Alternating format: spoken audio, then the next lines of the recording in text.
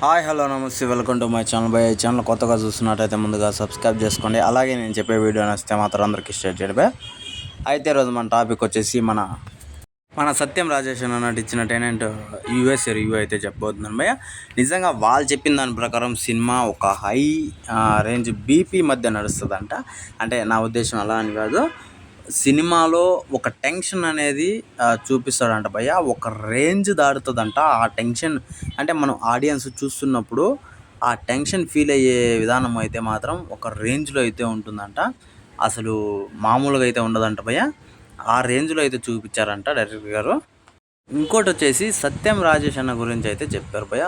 పర్టికులర్గా ఆయన యాక్టింగ్ గురించి చెప్పారు. అసలు మామూలుగా చేయలేదంట భయ్య.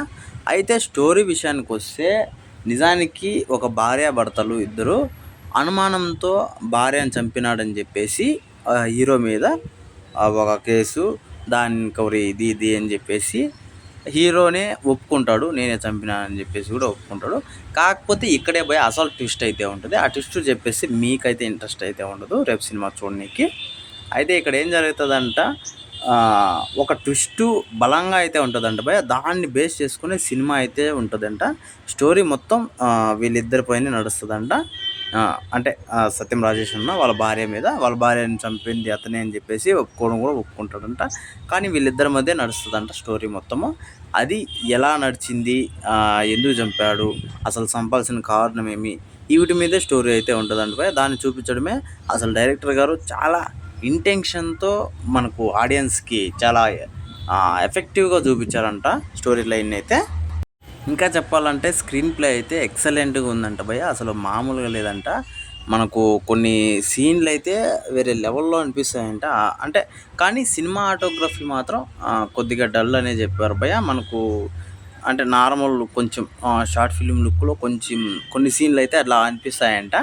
దానివల్ల కొద్దిగా మనకు మైనస్ అయ్యే పాయింట్ అయితే అనిపిస్తుంది అంట. కానీ లేకపోతే సినిమాకి ఎటువంటి పేరు అయితే పెట్టే పని లేదంట. ఇంకా బ్యాక్గ్రౌండ్ మ్యూజిక్ వస్తే భయ్య, ఒక రేంజ్ బ్యాక్గ్రౌండ్ మ్యూజిక్ అయితే కొట్టారంట భయ్య. సినిమాకి ప్లస్ పాయింట్ బ్యాక్గ్రౌండ్ మ్యూజిక్ అంట. అసలు అది కన్నా లేకపోతే సినిమాని చూడలేము అనే రేంజ్లో అయితే చెప్పుకొచ్చారు భయ్య.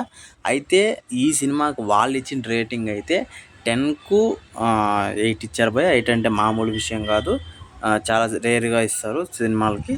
అలాంటిది 8 ఇచ్చారంటే బాగానే ఉంటుందని నేను కూడా అనుకుంటున్నాను. మరి రేపు చూడాలి భయ్య. మనం చూసి జెన్యూన్గా అయితే రివ్యూ అయితే మళ్ళీ మన ఛానల్లో అప్లోడ్ చేయడం అయితే జరుగుతుంది భయ్య.